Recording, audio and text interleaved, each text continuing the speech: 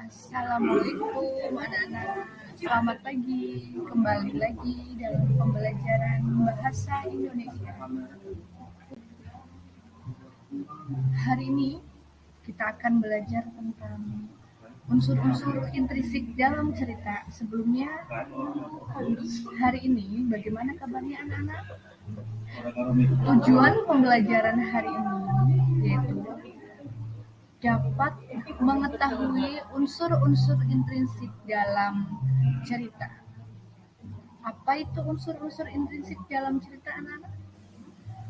Ayo kita belajar bersama, yaitu unsur yang penting yang tidak boleh dilewatkan dalam sebuah karya sastra. Karya sastra itu banyak ya anak-anak, mulai dari novel, cerpen, puisi. Tetapi kali ini kita belajar cerita. Adapun unsur-unsur intrinsik dalam cerita, yang pertama yaitu latar cerita. Ada latar waktu dan era, yang kedua latar tempat, dan saya akan menjelaskan tentang latar waktu dan era.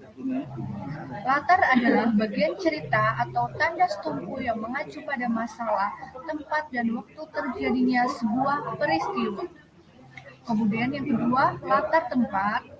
Latar tempat yaitu tempat di mana kejadian itu terjadi. Latar tempat menyaran pada lokasi terjadi peristiwa yang diceritakan dalam sebuah karya fiksi yang dapat berupa tempat-tempat dengan nama atau inisial tertentu, mungkin lokasi tertentu atau nama tempat tertentu. Itulah sebuah latar dalam cerita. Selanjutnya yaitu bagian cerita. Pada bagian cerita dibagi menjadi 3, yaitu bagian awal, bagian tengah, dan bagian akhir. Bagian awal disebut juga sebagai orientasi. Orientasi adalah bagian awal atau pengenalan awal dari jalannya suatu cerita. Orientasi umumnya berisi tentang pengenalan tokoh, watak, latar belakang suasana, latar tempat, latar waktu, serta alur cerita.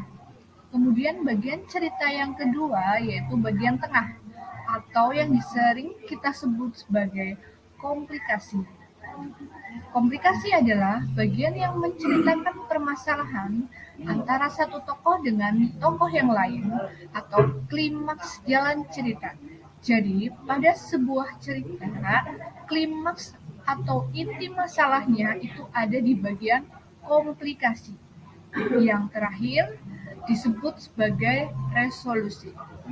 Resolusi memuat solusi atau jalan keluar yang diambil oleh para tokoh dalam menyelesaikan masalah. Dalam sebuah cerita, resolusi disebut sebagai penyelesaian masalah. Masalah diselesaikan dengan cara tokoh tersebut menyelesaikan sebuah masalah, baik itu secara pribadi ataupun secara bersama-sama. Itu bagian cerita. Kemudian, dalam sebuah cerita itu terkandung tema atau ide pokok sebuah cerita. Yang dimaksud dengan tema adalah pokok pikiran atau dasar cerita yang dipercakapkan, dipakai sebagai dasar pengarang, mengubah sajak, dan lain atau sebagainya. Jadi, dalam sebuah cerita, tema atau ide pokok itu harus ada dalam sebuah cerita. Tema, misalnya tema tentang pendidikan, tema tentang kesehatan, ataupun tema yang mengangkat tentang kehidupan masyarakat di Indonesia. Terima kasih untuk pembelajaran hari ini. Apakah ada pertanyaan? Kalau tidak,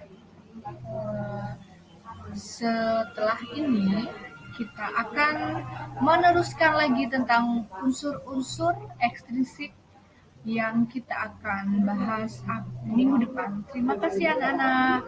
Wassalamualaikum warahmatullahi wabarakatuh. Selamat siang.